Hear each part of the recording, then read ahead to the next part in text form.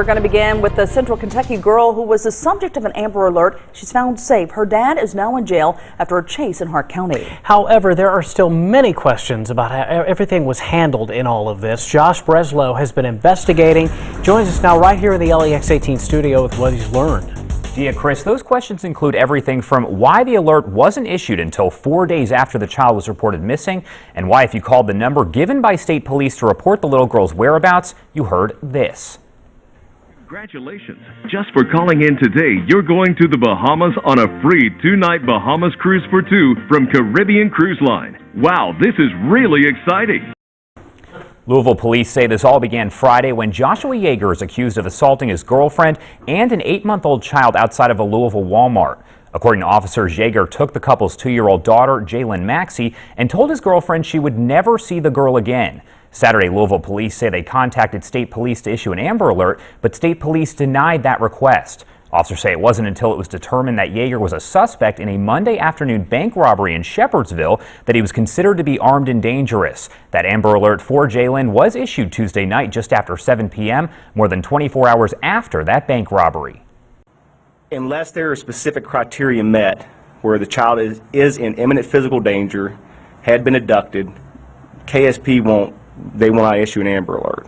My understanding is when the first time they heard about it, they felt that it was more of a custody issue than it was an abduction. While that Amber Alert was issued at 7:03 p.m. last night, Master Control here at LEX 18, which runs a crawl to get the information out to the public, did not receive that information from the emergency alert system until more than half an hour later at 7:35. State police also gave our reporter working the story a phone number to call for information. The person who answered the phone there told her to call back the next day despite that active Amber Alert. We questioned state police about the issue. They told me they had no records of that call from our reporter. Back to you. Josh Breslow, thank you. The doctor at... It's been a month since we first told you about an investigation into a Lexington daycare after a 4-year-old was left alone in a park for more than an hour. Now LEX 18 has obtained official documents that show this isn't the first or even second time Playhouse Daycare has been in trouble. Josh Breslow has more as LEX 18 investigates.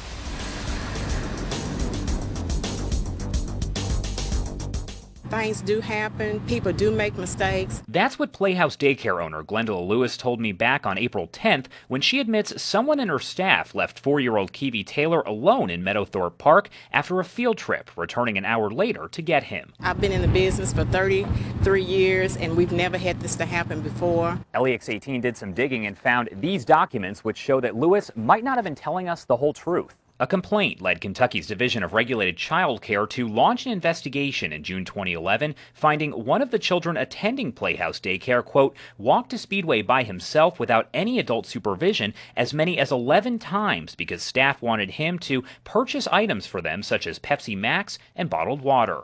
The agency found Speedway, about a half-a-mile round trip, cannot be seen from the daycare, placing the child in an unsafe situation. As a result, the agency continued checking in on the daycare. In November, documents claim a surveyor found a child, quote, alone in the back of the preschool room napping on a mat and 3 kids less than a year old asleep in cribs with no staff present. A staff member later said she went to the restroom and another employee left because she had a sick family member. Earlier today, we returned to Playhouse Daycare to see if Lewis wanted to comment about those investigations. An employee eventually answered, telling me no comment.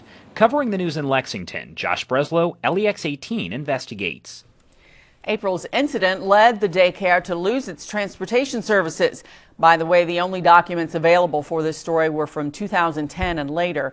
LEX 18 has also requested documents from years prior.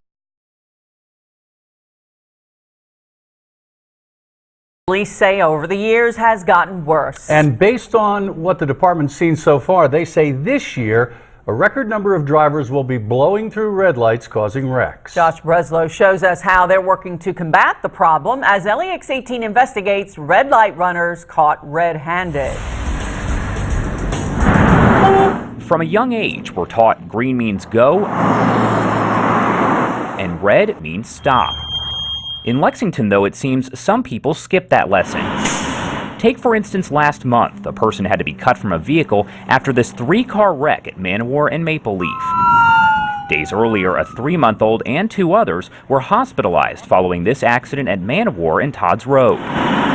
And in February on Versailles Road, a crash caused a driver to be thrown from a van. Investigators determined all 3 were caused by blowing through a red light. It's a cultural problem here in Fayette County. It's been going on for years.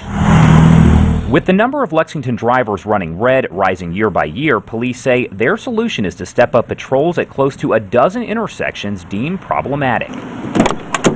And LEX 18 went along for the ride.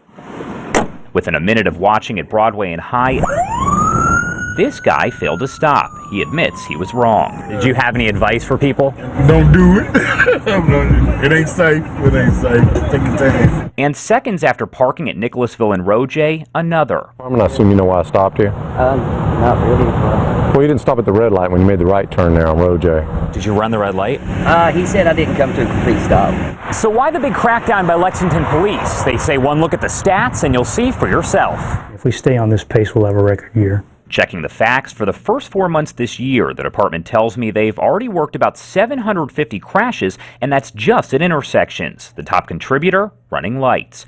Compare that to last year, when officers say they saw more than 400 wrecks resulting from drivers going through red. Enforcement is what it's going to take to gain compliance and try and curb some of the property damage and the injuries, and that's the course we're going to take.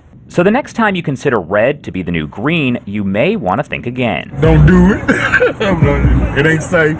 Covering the news in Lexington, Josh Breslow, LEX 18 investigates. For a list of the worst intersections for red light running crashes in Lexington, visit our website, lex18.com.